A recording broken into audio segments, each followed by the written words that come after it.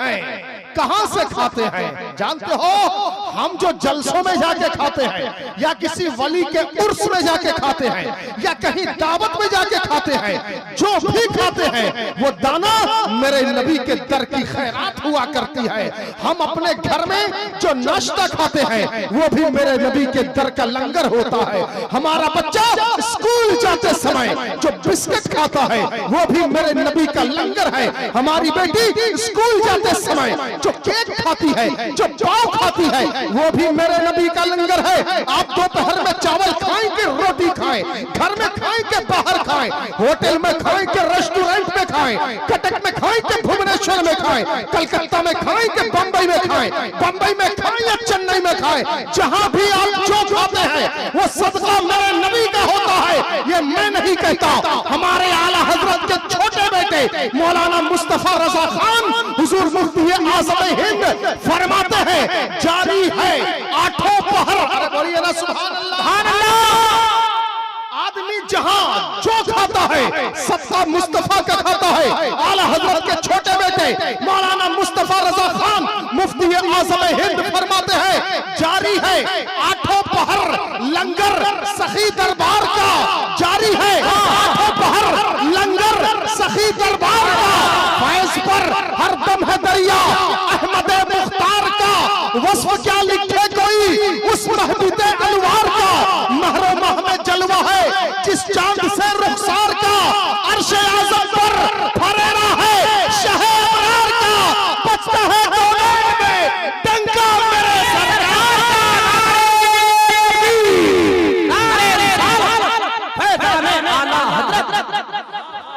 जरा इको कम कर दो बेच दे दो, इको कम कर दो बेच दे दो। अर्शे आज़म पर फरेरा है शहे अबरार का, बचता है कौनैन में डंका मेरे सरकार का। ये तो मुफ्ती आज़म हिंद ने फरमाया, मगर आइए इनके अब्बा आला हजरत के पास चलते हैं। या सैयदी सरकार आला हजरत ये बताइए, ये जो मुसलमान खाता है, ये जो लंगर खाता है, ये जो कोरमा खाता है, ये जो पुलाव खाता है, ये जो बिरयानी खाता है, ये जो गोश्त खाता है, ये जो कबाब खाता है, ये जो मुसलमान खाता है, ये जो सुन्नी खाता है, ये आता कहां से है? खिलाता कौन है? आला हजरत बरेली से पुकारेंगे क्या? रब है मोदी, यह है कासिम, रब है मोदी, यह है कासिम, रिस्क उसका है, खिलाते ये है, उसकी बख्शिश इनका सदका देता वो है, दिलाते ये है। जब माँ बुलाते को भूले आ कहकर बुलाते ये है, बाप जहां बेटे से भागे लुट वहां फरमाते ये है, मातम घर में एक नजर में शादी शादी रचाते ये है, गुर्बत में मुजरिम को पकड़ कर मीठी नींद सुलाते ये है। लाखों बलाए करोड़ों दुश्मन कौन बचाए, बचाते ये है। फैज़ जलील खलील से पूछो, आग में बाग खिलाते ये है। शाफे नाफे दाफे राफे क्या क्या रहमत लाते ये है। कसरत अना तक किसकी रसाई जाते ये है, आते ये है। इन्ना आता ही ना कल कौसर सारी कसरत पाते ये है। ठंडा ठंडा मीठा मीठा पीते हम हैं, पिलाते ये है। कहदो रजा से खुश हो खुश रह, मुजदा रजा का सुनाते ये है। सच्ची बात बताते ये है, सीधी राह चलाते ये है। नारे तकबीर, नारे रिसालत और से मालूम बस्ती वाले बड़े अच्छे लोग हैं, नात सुन के गए नहीं, तकरीर सुनने के लिए बैठे हैं। फायदा नात से होता है, फायदा तकरीर से भी होता है। बोलो ना सुभान अल्लाह। नात शरीफ सुनेंगे, इश्क रसूल बेदार होगा, उलमा का बयान सुनेंगे, ईमान की इस्लाह होगी, अकीदे की इस्लाह हो जाएगी। उलमाए किराम का बयान निहायत जरूरी है। हम तो जब जुमा में तकरीर करते हैं तो जुमा में भी हम बताते हैं, मेरे भाइयों मेरे दोस्तों, लाखों लाख जलसे होते हैं, हर जलसे में आप जाते हैं, कभी 11 बजे आते हैं, कभी 12 बजे आते हैं, कभी पूरा जलसा सुन के आते हैं, मगर जलसों से जो फायदा होता है उससे ज्यादा फायदा मस्जिद में जुमा के दिन होता है। क्यों? क्योंकि जुमा के दिन इमाम साहब भी बावजू रहते हैं, मुक्तदी भी बावजू रहता है, नमाज के इंतजार में रहते हैं, जुमा की बरकत होती है, मदीने वाले की बात होती है, मदीने इसीलिए जलसा में आएंगे तो बयान सुन के जाएंगे। बोलिए इंशाअल्लाह। इंशाअल्लाह। देखिए कितने सारे उलमा हमारे स्टेज में मौजूद है कि नहीं है, अल्हम्दुलिल्लाह। और इतने पब्लिक यहाँ भी मौजूद है कि नहीं है। इसका मतलब इस्लाम अभी भी बहुत स्ट्रॉन्ग है कि नहीं। अरे बोलिए है कि नहीं है। Islam is very strong. Islam is a pillar, समझ रहे हैं। इस्लाम एक पिलर की हैसियत रखता है। Islam is very strong. वो लोग झूठे हैं जो कहते हैं इस्लाम ने जुल्म करके अपने सफर को आगे बढ़ाया है। वो लोग कज़्ज़ाब हैं जो कहते हैं इस्लाम तलवार बजा बजा के आगे बढ़ाया है। जो लोग कहते हैं इस्लाम तलवार बजा के आगे बढ़ा है, उन्हें बता देना इस्लाम लोहे की तलवार से आगे नहीं बढ़ा, इस्लाम मुस्तफा की मुस्कुराहट की तलवार से आगे बढ़ा है। अगर इस्लाम तलवार से आगे बढ़ता तो बताओ तलवार लेके आने वाले हजरत उमर थे। उमर के हाथ में तलवार थी। अगर इस्लाम तलवार से आता तो तलवार उमर के हाथ में न होती, मेरे आका के हाथ में होती। हुजूर के हाथ में तलवार होती तब उमर के पास इस्लाम आता। मगर जो तलवार लेके आ रहा है वही कलमा पढ़ रहा है। क्या पता चला उमर के हाथ में लोहे की तलवार थी, मुस्तफा के पास मुस्कुराहट की तलवार थी। लोहे की तलवार जमीन पे गिर गई है, मुस्कुराहट की तलवार ने बाजी मार लिया है। बेशक समझ रहे हैं।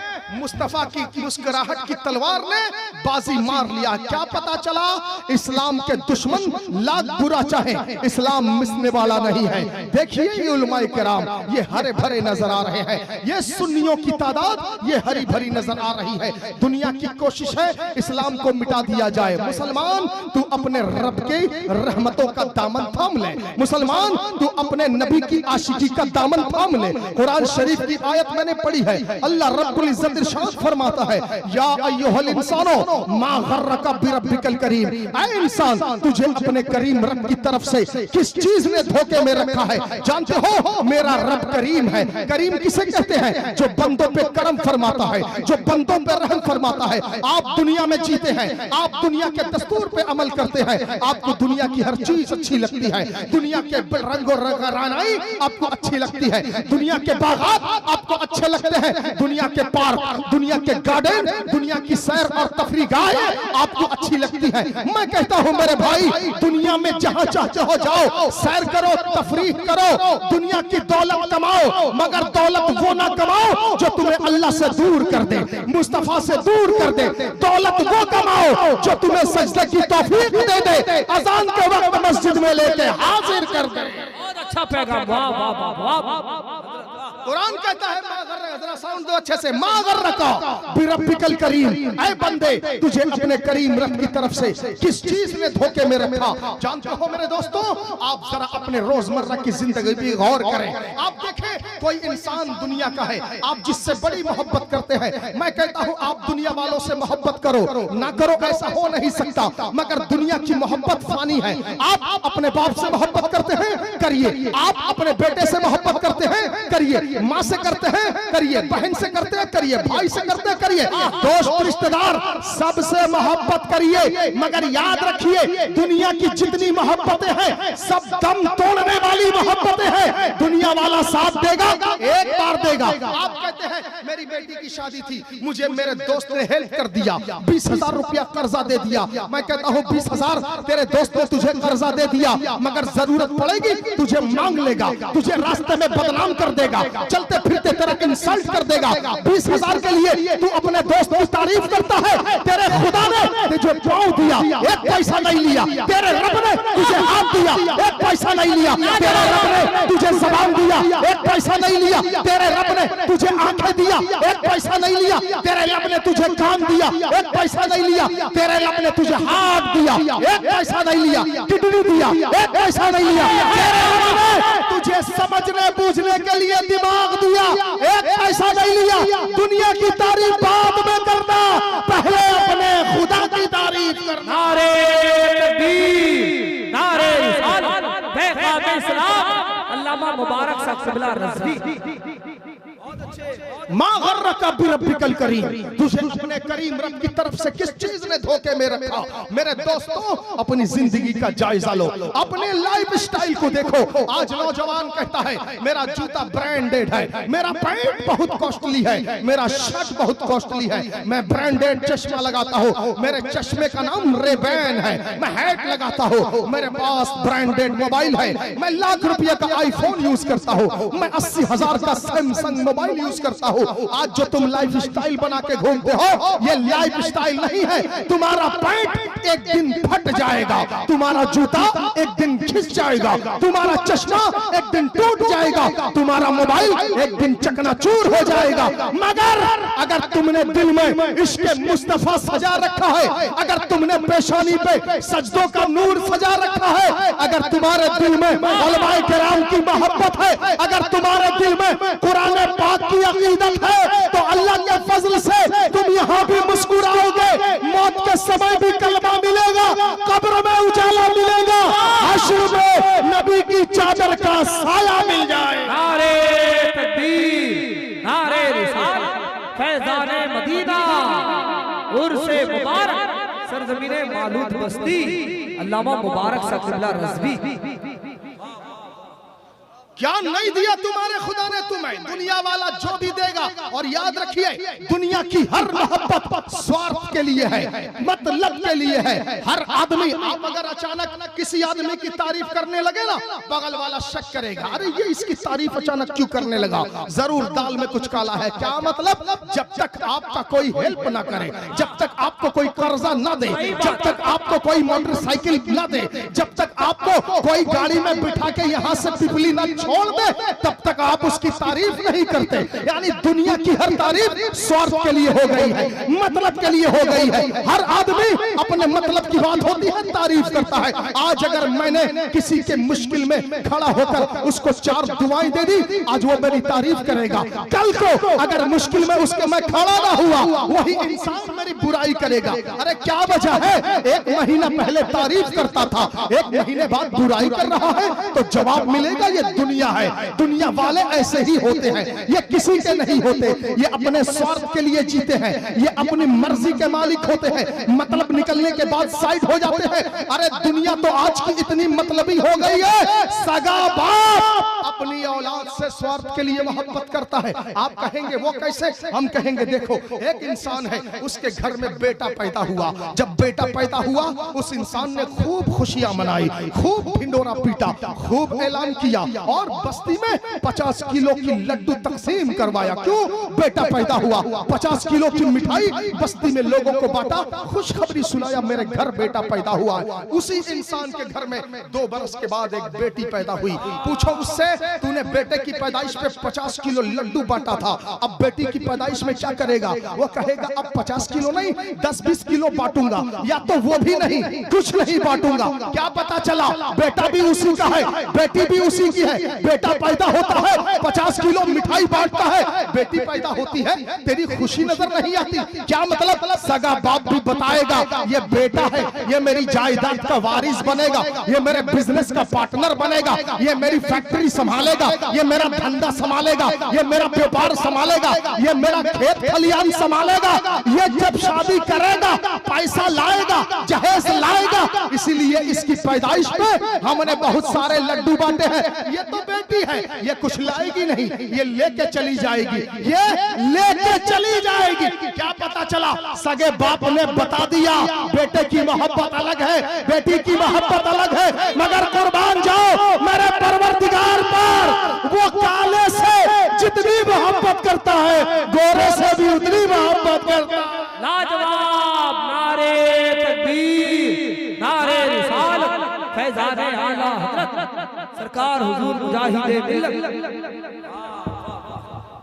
क्या नहीं दिया उसने तुम्हें? आप दुनिया वालों को देखें। फॉर एग्जाम्पल अख्तर भाई, आप एक मकान बनाइए, क्या करिए? मकान बनाइए। मकान बनाने के लिए आपको पहले प्लॉट खरीदना होगा, खरीदना होगा कि नहीं? तो प्लॉट खरीदने के लिए आप प्लॉट के मालिक के पास जाएंगे और मालिक कहेगा ये मेरा प्लॉट है, ये 10 डिसमिल है, इसका दाम है 2 लाख। कितना? 2 लाख। आप उससे पूछो, तू जो 2 लाख रुपया ये 10 डिसमिल जमीन का ले रहा है, बता ये जमीन तेरी है, तूने बनाया, तूने पैदा किया? वो कहेगा नहीं, मेरे अब्बा की है। उससे अब्बा से पूछो, वो कहेगा मेरे अब्बा की है। उससे पूछो, वो कहेंगे मेरे अब्बा की है। लास्ट में जाओ, कौन है? कोई इसका वारिस नहीं है। हाँ मेरे दोस्तों, ऐसा ही एक मुकद्दमा अल्लाह के पैगंबर हजरत मूसा की बारगाह में आया था। 2 आदमी एक प्लॉट के लिए लड़ाई कर रहे थे। ये मुकद्दमा हजरत मूसा पैगंबर की अदालत में आया। लोगों ने कहा इस जमीन के लिए, ये भी कह रहा है मेरी जमीन है, ये भी कह रहा है मेरी जमीन है। ऐ अल्लाह के पैगंबर मूसा, फैसला करो ये किसकी जमीन है, इसकी है या इसकी है? मूसा पैगंबर कहते हैं ये भी झूठा है, ये भी झूठा है। चलो उस जमीन के पास, उस जमीन से पूछते हैं, ऐ जमीन, ये 2 आदमी तेरे ऊपर दावा कर रहे हैं, ये कह रहा मेरी है, ये कह रहा मेरी है। ऐ जमीन बता, तू इसकी है या इसकी है? जानते हो जमीन ने आवाज दिया, ऐ अल्लाह के पैगंबर मूसा, ये दोनों झूठे हैं, ना मैं इसकी हो ना मैं उसकी हो, मैं तो मेरे खुदा की जमीन हूं। लाजवाब, नारे तकबीर, नारे रिसालत, फैजाने औलिया इकराम। मैं तो जरा इको दो, मैं तो मेरे परवरदिगार की जमीन हूं। क्या पता चला? प्लॉट मेरे खुदा का है, दुनिया वाला उसका पैसा ले रहा है। अब आपने उस प्लॉट का पैसा देके उस प्लॉट को अपने नाम रजिस्ट्री कर लिया। अब आप उसमें मकान बनाएंगे, बनाएंगे कि नहीं बनाएंगे? देखिए दुनिया वाला क्या देता है और मेरा परवरदिगार क्या देता है। दुनिया वाला जो भी देगा एहसान जताएगा, मेरा रब करीम है, जो भी देगा मुफ्त में देगा। अरे बोलो ना, सही बात। आपको मकान बनाने के लिए बालू चाहिए, आप गए बालू वाले के पास, कहा 1 ट्रैक्टर बालू दे दे। बालू वाला कहता है 1500 रुपया लाओ तो मिलेगा। उससे पूछो ये बालू तूने बनाया है, तेरे घर में बना है, तेरी फैक्ट्री में बना है, कहां से आया? बालू वाला कहेगा ये बालू नदी से आया है। जाके उस नदी से पूछो, ऐ नदी ये बालू कहां से आया? नदी जवाब देगी ये अल्लाह के फजल से आया, अल्लाह के हुक्म से आया। अल्लाह ने बालू दिया फ्री में, दुकान वाले ने पैसा ले लिया। अल्लाह पाक ने गोली भेजा फ्री में। बोलिए गोली लगाते हैं ना मकान में, गोली बड़े बड़े पत्थरों से, बड़े बड़े कटर के द्वारा काट के गोली तैयार होती है। अल्लाह ने वो पत्थर उतारा फ्री में, तुमने उसे छोटे छोटे कटर से काट कर टुकड़ा कर दिया, उसका पैसा मांगते हो? मेरे रब ने फ्री में दिया। आप घर बनाने के लिए रॉड का इस्तेमाल करते हैं। रॉड क्या है? लोहा है। लोहा कहां से आया? उठाओ कुरान, कुरान कहता है वअंज़लनल हदीदा मिनस समा, अल्लाह फरमाता है हमने लोहे को आसमान से उतारा है। बोलो ना सुभान। लोहा आसमान से उतरा मुफ्त में, दुकान वाले ने उसे रॉड बना के आपको पैसे में बेचा। आप सीमेंट यूज करते हैं, सीमेंट बनाने का मटेरियल अल्लाह पाक ने फ्री में उतारा, दुकान वाले ने उसे सीमेंट की शक्ल दे दी। अब आपका उससे पैसा मांग रहा है। अब आपने सारा सामान पैसा दे के खरीदा, बालू पैसा दे के लिया, गोली पैसा दे के लिया, सीमेंट पैसा दे के खरीदा, रॉड पैसा दे के खरीदा। अब आप मजदूर को लगा दिए काम में। अब आपका घर बन के तैयार हो गया। क्या हो गया दोस्तों? बोलो, तैयार हो गया। बताओ जब तैयार हो गया अब तो आप फ्री में रहेंगे, रहेंगे कि नहीं रहेंगे? अरे बोलिए भाई, रहेंगे ना? जी, मैं जी। कहता हूं नहीं, ये दुनिया के स्वार्थी लोग तुम्हें फ्री में रहने नहीं देंगे। घर तो तैयार हो गया, तुम समझते हो फ्री में रहोगे? नहीं, ये स्वार्थी लोग तुम्हें फ्री में रहने नहीं देंगे। ये अगर तुम्हें बिजली देंगे, बिजली का बिल लेंगे। अरे बोलो, लेंगे कि नहीं लेंगे? ये अगर तुम्हें म्युनिसिपैलिटी का पानी देंगे, पानी का बिल लेंगे, बिजली देंगे, बिजली का बिल लेंगे। और आपको जिस जमीन पे आपका घर है उस घर का पट्टा, पावती, म्युनिसिपैलिटी टैक्स के नाम पर गवर्नमेंट को पैसा भी देना पड़ेगा। सही बात। अल्लाह, अरे बोलिए, देना पड़ेगा या नहीं पड़ेगा? पट्टा, पावती, म्युनिसिपैलिटी टैक्स ये आपको देना पड़ेगा। फ्री में कोई आपको देने वाला नहीं है। अच्छा बताओ, आपने जो बल्ब जलाया, बल्ब के बदले आपको इलेक्ट्रिक का बिल देना पड़ा, देना पड़ा कि नहीं देना पड़ा? मैं कहता हूँ दुनिया वालों, तुमने जब बल्ब जलाने का परमिशन दिया, उसके बदले बिल मांगते हो। मेरा खुदा कैसा करीम है जिसने सूरज, इतना बड़ा बल्ब सूरज के माध्यम से हमारे दुनिया में भेजा, जो पूरब से सुबह सुबह को तुलू होता है, बगैर किसी नजराने के, बगैर किसी बिल के पूरी दुनिया को सूरज मुफ्त में उजाला देता है। क्या कहने? बोलिए बोलिए देता है कि नहीं देता है? देता है ना। आप पंखा से हवा लेते हैं कि नहीं लेते हैं? तो हवा के बदले आप फ्री में हवा नहीं लेते, आपको उस पंखा के हवा के बदले में आपको मंथली बिल देना होता है। देना होता है कि नहीं देना होता है? देना होता है मंथली बिल पंखा के बदले में। मगर मेरे खुदा ने आसमान से हवा चलाया, ठंडी ठंडी हवा जब आपके बदन में लगती है, आप कहते हैं मेरे दिल को सुकून मिल गया, मेरे बदन को शांति मिल गई। बताओ उस हवा के बदले में कभी मेरे रब ने तुमसे एक पैसा का बिल मांगा? नहीं मांगा। सूरज भेजा फ्री में, दरिया भेजा फ्री में, नदी भेजा फ्री में, कुआं जमीन खोदो पानी निकलता है फ्री में, आसमान से चांद और सूरज के जरिया तुम्हें रोशनी दिया फ्री में। क्या पता चला दुनिया वाला स्वार्थी है, जो भी देगा पैसा मांगेगा। मेरा अल्लाह करीम है, जो भी देगा मुफ्त में देगा। सुभान अल्लाह, नारे तकबीर, नारे रिसालत, मजहब इस्लाम, फैजाने औलिया इकराम। आप गोश्त लाने जाते हैं, गोश्त वाला पैसा लेता है कि नहीं लेता? अरे बोलिए। मटन लाने गए 800 रुपया किलो। बताओ बकरी को अल्लाह ने फ्री में पैदा किया, बोलो ना सुभान अल्लाह। बड़े का गोश्त लाने गए 100 रुपया 150 रुपया, मछली लाने गए पैसा, सेब लाओ पैसा, संतरा लाओ पैसा, अंगूर लाओ पैसा, फल फ्रूट लाओ पैसा, जो चीज लाओ पैसा दो के लाओगे। मगर खुदा मेरा ऐसा करीम है, हर सामान मुफ्त में दे दिया है। आप बीमार पड़ गए, क्या हुआ? बीमार पड़ गए, हॉस्पिटल में एडमिट हो गए। जानते हो हॉस्पिटल में एडमिट होने के बाद आपको आईसीयू में रखा गया। कहाँ रखा गया? जोर से बोलो। आईसीयू में रखा गया। आईसीयू में जब रखा जाता है, वेंटिलेटर के द्वारा आदमी को ऑक्सीजन दिया जाता है। जब आदमी आईसीयू में वेंटिलेटर के द्वारा ऑक्सीजन लेता है तो उसे आईसीयू का बिल देना पड़ता। देना पड़ता कि नहीं देना पड़ता? जानते हो मेरा रब कैसा करीम है? सऊदी अरब का वाकया है। सऊदी अरब के बहुत बड़े सेठ थे, उम्र थी उनकी 80 बरस। कितना बरस? जोर से बोलो। 80 बरस की उम्र थी। सऊदी अरब के रहने वाले बहुत बड़े सेठ थे। 80 बरस की उम्र में उनको हार्ट की शिकायत हो गई। जब हार्ट की शिकायत हो गई तो वो गए हॉस्पिटल में एडमिट हो गए और उनको हॉस्पिटल के आईसीयू में 5 दिन रखा गया। 5 दिन उनका ट्रीटमेंट हुआ, वेंटिलेटर के द्वारा उन्हें ऑक्सीजन दिया गया। 5 दिन के बाद जब वो रूह सेहत शिफायाब होकर जब हॉस्पिटल से बाहर आने लगे तो काउंटर पे काउंटर वाले ने उनसे कहा आपका बिल हो गया 2 लाख रुपया। कितना हो गया? बोलो 2 लाख रुपया। जानते हो सऊदी अरब का ये आदमी जब 2 लाख रुपया सुनता है चेहरा उतर जाता है, चेहरा उदास हो जाता है। हॉस्पिटल वाला पूछता है क्या हो गया, क्या आपके पास 2 लाख रुपया नहीं है? जानते हो सऊदी अरब का इंसान क्या कहता है? अल्लाह के फजल से दौलत तो इतनी है मेरे पास, अगर चाहूं तेरे जैसे 10 हॉस्पिटल अभी मैं बना सकता हूं। समझ रहे हैं क्या कहा? इतनी दौलत है, तेरे 2 लाख रुपये से मेरा चेहरा नहीं उतरा, मैं तो अफसोस कर रहा हूँ। तुम क्या हो, मेरा खुदा क्या है? अरे बोलो जिंदाबाद। अफसोस कर रहा हो, तुमने 5 दिन मुझे हॉस्पिटल में रखा, 5 दिन तुमने मुझे वेंटिलेटर में आईसीयू में नकली ऑक्सीजन दिया। 5 दिन की नकली ऑक्सीजन के बदले तुम मुझसे 2 लाख रुपया मांग रहे हो। मेरा रब ऐसा करीम है, कहते हैं मेरी उम्र है 80 बरस।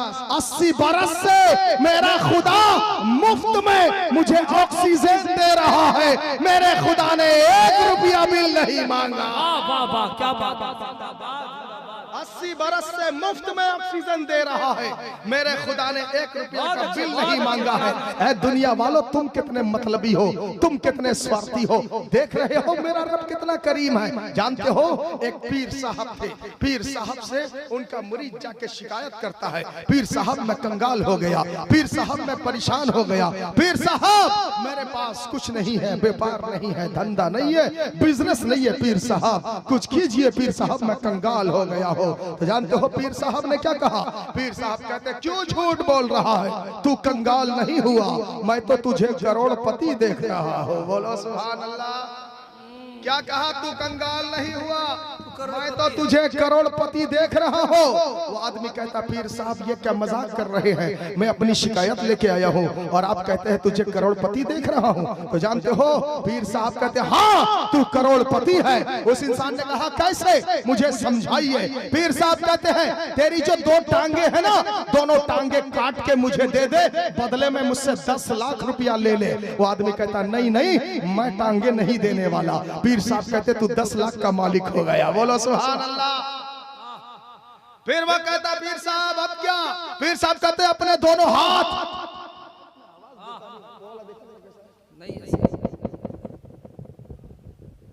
पीर साहब कहते हैं अपने दोनों हाथ काट के मुझे दे दे। वो कहता नहीं पीर साहब ये नहीं हो सकता। जानते हो पीर साहब कहते हैं इसका मतलब तू 10 लाख नहीं तू 20 लाख का मालिक हो गया। उसके बाद पीर साहब कहते हैं ऐ इंसान अपनी दोनों आंखें निकाल के मुझे दे दे। वो कहता नहीं मैं आंखें नहीं दे सकता। पीर साहब कहते हैं तू 30 लाख का मालिक हो गया। उसके बाद पीर साहब कहते हैं अपनी जबान और अपने दांत काट के झड़ा के मुझे दे दे, बदले में 10 लाख ले ले। वो कहता ये भी नहीं हो सकता। पीर साहब कहते तू तो 50 लाख का मालिक हो गया। उसके बाद वो इंसान को पीर साहब कहते ऐ इंसान अपनी किडनी, अपना हार्ट, अपने बॉडी का एक एक बॉडी की नसों को काट के मुझे दे दे, बदले में 50 लाख रुपया ले ले। वो इंसान कहता नहीं ऐसा नहीं हो सकता। पीर साहब कहते इसका मतलब तू अपनी बॉडी में, अपने बदन में करोड़ों रुपया का सामान लेके घूम रहा है। करोड़ों रुपया का सामान अपने बदन में तू लेके घूम रहा है। क्या कहता है तेरे पास कंगाल हो गया। सुन मेरा रब ऐसा करीम है जो कभी किसी को कंगाल होने नहीं देता, मगर शर्त है बंदो अपने रब से लो लगाओ, अपने रब की तरफ रुजू कर लो। दुनिया वाले तुम्हें क्या देंगे जानते हो, सगा भाई है। सगा भाई जब मर जाता है ना, सगा भाई पहले दिन बहुत रोता है। क्यों रोता है, भाई चला गया, मगर दूसरे दिन उसके आंसुओं की रफ्तार कम हो जाती है। आज के दिन बहुत रोया था, अगले दिन आधा हो गया, उसके बाद अगले दिन उसमें से और आधा हो गया। फिर जब 4 रोज में भाई का चहरम हुआ, उस दिन उसकी आंखों के सारे आंसू खुश्क हो गए। आपने पूछा अरे भाई 4 रोज पहले जब तेरा भाई गुजरा था तो बड़ा रो रहा था, 4 रोज में तेरे आंसू खुश्क हो गए, तेरे आंसू सूख गए, ऐसा क्या हुआ। तो वो कहेगा अरे भाई जाने वाला तो चला गया, आखिर मैं कितना दिन रोऊंगा। अपना भी तो घर परिवार देखना है, अपना भी तो बाल बच्चों को संभालना है, अपना भी तो घर संसार देखना है। चहरम की फातिहा खत्म हुई, जाके दुकान खोल के बैठ गया, व्यापारदारी शुरू कर दिया। बस्ती वाले ने पूछा 4 रोज के पहले तेरा भाई मरा है, तू व्यापार करना शुरू कर दिया, अरे घर में बैठ के शोक क्यों नहीं मनाता, घर में बैठ के आंसू क्यों नहीं भगाता। वो कहेगा सुनो जाने वाला चला गया, अब उसका इंतजार नहीं किया जाएगा, अब वो आने वाला नहीं है। यानी क्या पता चला, यहाँ कोई किसी का नहीं है। अगर कोई आपका है तो आपके मुस्तफा है, आपका खुदा है।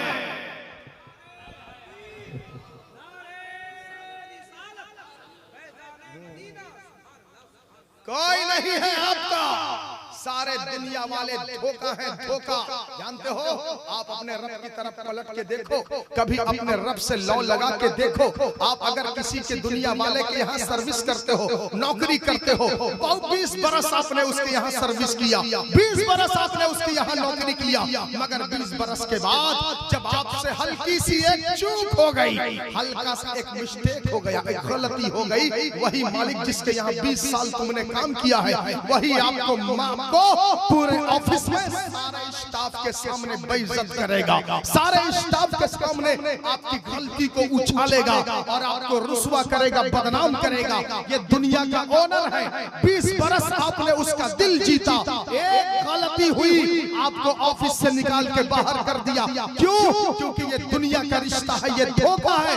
मेरा खुदा करीम है, ऐसा करीम है, अगर सारी जिंदगी आपने नाफरमानी की है, सारी जिंदगी आपने हराम खाया है, सारी जिंदगी जिंदगी आपने झूठ बोला है, रिश्वत लिया है, सूद खाया है, गबन किया है, सारी जिंदगी आपने अगर शराब पिया है, आप अगर मस्जिद से दूर रहे, रोजा नहीं रखते थे, नमाज नहीं पढ़ते थे, सदका खैरात नहीं करते थे, सारी जिंदगी नाफरमानी करते थे, मगर एक जलसे में आए, उलमा का बयान सुन के आपका दिल बदल गया। तो जानते हो आपको शैतान बरगलाएगा, शैतान बहकाएगा कि तेरी तौबा कबूल होने वाली नहीं है, तू क्यों जा रहा है अल्लाह की तरफ, वो तुझे माफ नहीं करेगा, तू तो बहुत बड़ा पापी है, तू तो बहुत बड़ा गुनहगार है, तू तो झूठा है, तू तो बेनमाजी है, तू तो रोजा भी नहीं रखता, तू तो शराब पीता है, तू तो रिश्वत खाता है, तू तो सूद में पैसा लगाता, ऐसा ऐसा कह के शैतान आपको वरगलाएगा और तौबा से भगाएगा। मगर आप सुन लीजिए, शैतान की बातों में मत आइएगा, आपका रब करीम है। कह दो बोलिए, आपका रब करीम है। ऐसे आलम में आप अपने रब की तरफ पलट के देखिए, अपने रब से लौ लगा के देखिए, मस्जिद में जाके अपने खुदा से गिड़गिड़ा के रोके, बहुत सख्त है, बहुत गर्म है, जहन्नम की आग को कोई नहीं बुझा सकता। मगर गुनहगार अगर अपने गुनाहों में नादिम और शर्मिंदा होकर अपने खुदा से तौबा मांगते वक्त आंखों से अगर एक कतरा लहू गिरा देता है, वो एक कतरा आंसू उसके लिए जहन्नम की आग को बुझा दिया करता है। हाँ, मेरा खुदा ऐसा करीम है। पलट के तो देखो, दुनिया वाले एक गलती पे रुस्वा करेंगे। एक अल्लाह के वली जंगल में इबादत कर रहे थे, क्या कर रहे थे से बोलो, जंगल में इबादत कर रहे थे। एक बादशाह का वजीर आया, घोड़े से उतरकर तन तना के मैदान में चलता हुआ आपके सामने से गुजर गया। अल्लाह के वली को जलाल आया, सलाम करने के बाद कहते हैं, बेवकूफ कौन है तू, इतना अकड़ अकड़ के क्यों चलता है, इतना इतरा इतरा के क्यों चलता है, सामने से गुजरता तुझे नजर नहीं आता, तू है कौन? वो इंसान कहता है, ओ फकीर बाबा, तुम्हें क्या मालूम हमारा स्टेटस क्या है, तुम्हें क्या मालूम हमारी शान क्या है, तुम्हें क्या मालूम हमारा लेवल क्या, हमारा स्टैंडर्ड क्या है। वो कहते हैं, अल्लाह के वली कौन है तू, इतना इतराता क्यों, इतना अकड़ता क्यों है? वो इंसान कहता, सुनो, मैं इस मुल्क का जो बादशाह है ना, मैं उस बादशाह का वजीर हूँ, उस बादशाह का खास आदमी हूँ, बादशाह मेरे मशवरे के बगैर कोई काम नहीं करता। वो इंसान कहता, बादशाह मुझे बहुत चाहता है, मुझे बहुत मानता है। तो अल्लाह के वली कहते हैं, बादशाह तुझे क्या देता है, तेरा बादशाह तुझे क्या देता है? तो जानते हो, वो इंसान कहता है, मेरा बादशाह मुझे खाने को देता है, मेरे बादशाह फैजाने औलिया इकराम उर्से मुबारक शायर इस्लाम अहमदुल फता साहब किबला, खतीबे हिंदुस्तान अल्लामा मुबारक साहब किबला रज़वी।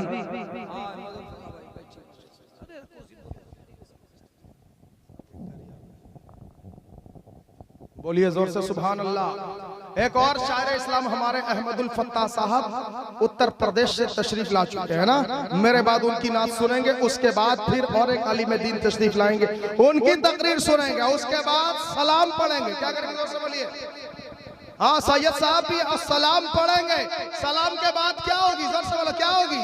दुआ होगी, दुआ छोड़ के जाएंगे। बोलिए, छोड़ के जाएंगे ना, बोलिए नहीं ना, मांग के जाएंगे, क्योंकि सुन्नी की दुआ ही को दुआ कहा जाता है। अरे बोलो ना सुभान अल्लाह। अब वो दुआ क्या, जिसके दिल में इश्क रसूल न हो, जो नबी पे सलाम पढ़ने को तैयार नहीं, जो नियाज खाने को तैयार नहीं, जो फातिहा को बिदअत कहता है, जो सलातो सलाम को शिर्क कहता है, जो वली के आस्थाने पे हाजिरी को शिर्क कहता है, वो दुआ मांगता है। लाखों की तादाद में लोग भीड़ लगाते हैं, लगाते कि नहीं लगाते? अरे दुआ तो हमारी है, हम आशिक रसूल है, हम नियाज वाले हैं, फातिहा वाले हैं, उर्स वाले हैं, तबर्रुक वाले हैं, शीरीनी वाले हैं, फातिहा वाले हैं, बुखारी बाबा वाले हैं, मुजाहिदे मिल्लत वाले हैं। सुभान अल्लाह। दुआ मांग के जाएंगे, है कि नहीं है? हाँ, इंशाअल्लाह दुआ से तकदीर बदल जाती है। फिर बोलो सुभान अल्लाह। अल्लाह के वली कहते हैं, तू जो इतना अकड़ अकड़ के चल रहा है, तेरे पास बादशाह है तो क्या, तेरा बादशाह तुझे क्या देता है? वो इंसान कहता है, मेरा बादशाह मुझे खाने को देता है, मुझे पीने को देता है, मुझे पहनने को देता है, मुझे ओढ़ने को देता है, मुझे मंथली पेमेंट देता है, सैलरी देता है, उससे मेरा घर चलता है, मेरा परिवार चलता है, इसीलिए मैं अकड़ अकड़ के चल रहा हूँ। तो अल्लाह के वली कहते हैं, अच्छा ऐसा है, इसका मतलब मुझे तो तुझसे ज्यादा अकड़ के चलना चाहिए। वो कहता क्या मतलब, आप फकीर हैं, अकड़ के चलेंगे, क्या है आपके पास? ये पुराना सा कम्बल, ये पुरानी सी लुंगी, ये पोशीदा कुर्ता, ये मामूली सी टोपी, इसमें आप अकड़ के चलेंगे? अल्लाह के वली कहते हैं सुन, जैसे तेरे पास एक बादशाह है वैसे मेरे पास भी एक बादशाह है। अल्लाह के वाली कहते तेरे बादशाह ने तुझे क्या दिया? उसने कहा मेरे बादशाह ने मुझे खाने दिया, पीने दिया, पहनने दिया, ओढ़ने दिया, मेरा घर चलाने के लिए मंथली पेमेंट दिया। अब अल्लाह के वाली कहते अच्छा ठीक है, तेरे बादशाह ने तुझे इतना कुछ दिया, बता उसके बाद तूने अगर कोई गलती कर दिया, कोई दरबार का रूल अगर तूने तोड़ दिया, तब तेरा बादशाह क्या करेगा? तो वो कहता अगर मैंने ऐसा किया, मुझसे गुनाह हो गया, गलती हो गई, तो मेरा बादशाह मुझे चाबुक पकड़ पकड़ के नंगे बदन लेटा लेटा के मारता है। क्या किया? लेटा लेटा के मारता है। तो अल्लाह के वली कहते हैं तू है तेरे बादशाह पर, बादशाह तो मेरा है, वो मुझे खाने भी देता है, पीने भी देता है, पहनने भी देता है, ओढ़ने भी देता है, और अगर मुझसे कोई गलती हो जाती है तो मैं अपने खुदा की बारगाह में सच्चे दिल से तौबा मांग लेता हूँ, माफी मांग लेता हूँ। तेरा बादशाह गलती होने पे तुझे चाबुक मारता है, मेरा बादशाह गलती होने पर मेरी गलती को माफ कर देता।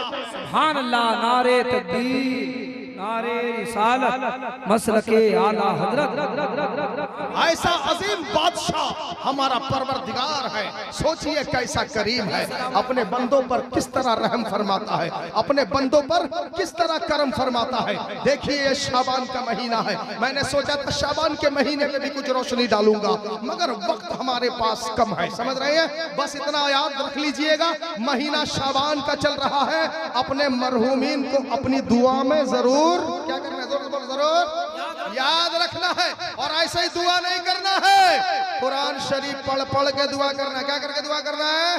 कुरान पढ़ पढ़ के दुआ करना। कितने लोगों को कुरान पढ़ना आता? हाथ उठा के जरा मुझे बताएं। 15, 17, 18, बस इतना ही लोगों को कुरान पढ़ना आता है। अरे वाह, ये तो कमाल हो गया।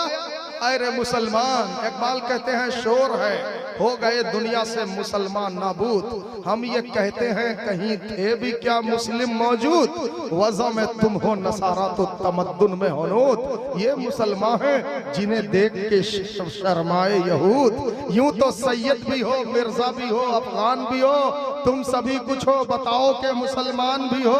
समझ रहे हो? अरे मेरे भाई, कुरान पढ़ना नहीं आता तो सीख लो ना। मोबाइल यूज करते हो 50,000 का, उस 50,000 के मोबाइल में यूट्यूब देखते हो, फेसबुक देखते हो, व्हाट्सएप देखते हो, ट्विटर देखते हो, इंस्टाग्राम देखते हो। यूट्यूब से बहुत सी जानकारी तुम हासिल करते हो, कभी उस यूट्यूब से कुरान पढ़ना तो सीख लो।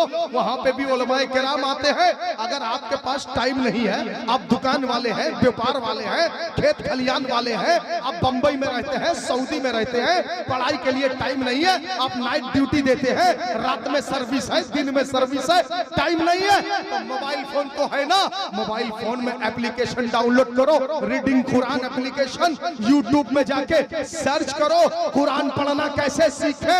वहां जाके अलिफ को पहचानो, बा को पहचानो, तमाम अल्फाबेट्स को पढ़ो, उसके बाद ये सरनल कुरान पढ़ो। धीरे धीरे 2-3 महीने में कुरान पढ़ना सीख लोगे। उसके बाद बस्ती के इमाम साहब के पास आ जाना और कहना इमाम साहब, मैंने कुरान पढ़ने के सीखने की कोशिश की थी, अब मैंने थोड़ा थोड़ा सीख लिया है, जरा मैं पढ़ता हूँ, आप चेक कीजिए, जरा मैं पढ़ता हूँ, मेरा कुरान सुनिए। ऐसा करोगे आपके इमाम आपसे खुश हो जाएंगे, आपके इमाम आपके लिए दुआ मांगेंगे, अल्लाह पाक आपकी मुश्किल को आसान फरमा दे। सुभान अल्लाह। मेरे दोस्तों, कुरान पढ़ना सीख लो। कुरान ही वो किताब है जो आपको निजात देने वाली है। आप ताज्जुब करेंगे, इंग्लैंड जैसी सरजमीन पर मैनचेस्टर सिटी में आज से 2 साल पहले एक बुक एग्जीबिशन लगा था। उस बुक एग्जीबिशन में 2000 के लगभग लाइब्रेरियां लगी थी। बड़े बड़े दूर दराज के ममालिक से लोग बुक स्टॉल उसमें लगाए हुए थे। बुक की गैलरी, बुक की सेलिंग थी, जानते हो। उस बुक इंस्टॉलेशन में, उस बुक इसमें सैलरी में उसमें 2000 के लगभग बुक स्टॉल लगे हुए थे। उस एग्जीबिशन में सबसे ज्यादा जिस किताब की फरोख्त हुई, सबसे ज्यादा जो किताब बिक्री हुई, आप जानते हैं उस किताब का नाम क्या है? उस किताब को कुरान शरीफ कहा जाता है। बोलिए इंग्लैंड की सरजमीन में, इंग्लैंड की सरजमीन में एक से एक किताबें उस बुक स्टॉल में लगी हुई थी, मगर सबसे ज्यादा कुरान की बिक्री हुई। लोग ताज्जुब में पड़ गए। उसमें यहूदी भी थे, उसमें नसरानी भी थे, उसमें गैर मज़ाहिब के लोग भी थे। सबने ताज्जुब किया जब सेमिनार रखा गया। इस बुक एग्जीबिशन में सबसे ज्यादा सेलिंग किस किताब की हुई है, इस बारे में जब एग्जीबिशन रखा गया, सेमिनार रखा गया, तो लोग बैठे हुए थे। जब सबका हिसाब किताब हुआ तो ये चीज नतीजे में निकली, सबसे ज्यादा सेलिंग में जो किताब गई है उसे कुरान शरीफ का। लोगों ने ताज्जुब किया, आखिर कुरान इतना सेल कैसे हो गया, कुरान की इतनी बिक्री कैसे हो गई? तो जानते हो मेरे दोस्तों, तब उसी में से उस बुक एग्जीबिशन के जो ऑर्गेनाइजिंग कमेटी का जो डायरेक्टर था वो खड़ा होता है, खड़ा होकर कहता है, सुनो, दुनिया में सबसे तेजी से, सबसे speed, fastest growing religion of the world, दुनिया में सबसे स्पीड, सबसे तेजी से फैलने वाला अगर कोई रिलीजन, कोई धर्म है, इट कुड बी इस्लाम। वो मजहब ओनली इस्लाम है। कहता है इसीलिए कुरान इतनी तेजी से फैल रहा है, इसीलिए इस्लाम इतनी तेजी से फैल रहा है। आज पूरी दुनिया के मैप में नजर डालो, जहां भी नजर डालोगे, सबसे तेजी से कोई मजहब अगर आगे बढ़ रहा है, हमारा इस्लाम आगे बढ़ रहा है। हमारा इस्लाम की रफ्तार को 100 बरस पहले इंग्लैंड के डॉक्टर माइकल हार्ट ने जज कर लिया था। तो डॉक्टर माइकल हार्ट लिखता है, if any religion had chance of ruling the all over England and Europe within next 100 years, it could be Islam. कहता अगर कोई एक मजहब पूरी दुनिया में आइंदा 100 सालों के अंदर फैलने वाला है, कहता इट कुड बी इस्लाम, वो मजहब ओनली इस्लाम होगा। समझ रहे हैं? इंशाअल्लाह हम इस्लाम पे कायम रहेंगे। शाबान का महीना है, अपने मरहूम के लिए इसाले सवाब खूब खूब करेंगे। बोलिए इंशाअल्लाह खूब खूब करेंगे। अगर कुरान पढ़ना नहीं जानते, मदरसा के बच्चों को, गांव के मौलाना को, हाफिज साहब को, इमाम साहब को घर पे बुलाएंगे। शाबान का 15 दिन कुरान पढ़ाएंगे, शबे बारात में दुआ करवाएंगे, है ना इंशाअल्लाह। और रमजान शरीफ आ रहा है, रमजान की तैयारी भी अभी से करेंगे और सब लोग रमजान में रोजा रखेंगे। हाथ उठा के बोलिए रखेंगे ना? हाँ, सब लोग इंशाअल्लाह रमजान में रोजा रखेंगे। और ऐसा वैसा रोजा नहीं, 1 नंबर रोजा रखेंगे। कितना नंबर? 1 नंबर रोजा। क्या? पेट का भी रोजा, मुंह का भी रोजा, आंख का भी रोजा, कान का भी रोजा, हार्ट का भी रोजा, पूरी बॉडी का रोजा। बोलिए है कि नहीं है? क्या मतलब? ना बुरी चीज देखेंगे, ना गलत बोलेंगे, ना झूठ बोलेंगे, ना व्यापार में कस्टमर को ठगेंगे, ना 2 नंबरी करेंगे, ना फ्रॉड करेंगे, ना चीटिंग करेंगे। जबान को भी गुनाह से रोकेंगे, आंखों को भी गुनाह से रोकेंगे। आंखों से मोबाइल के स्क्रीन में ना फिल्म देखेंगे, ना गाना देखेंगे, ना नाटक, ना सीरियल, कुछ नहीं देखेंगे। आंखों से भी रोजा रखेंगे, जबान से भी रोजा रखेंगे। हाथों से किसी पे जुल्म नहीं करेंगे, हाथों से किसी को सताएंगे नहीं। पांव से चल के उस जगह को नहीं जाएंगे जहां जाने से अल्लाह के प्यारे रसूल ने रोका है। और अपनी सोच को, अपनी फिक्र को भी पाक रखेंगे, साफ रखेंगे। गलत ख्यालात से भी दिमाग को दूर रखेंगे।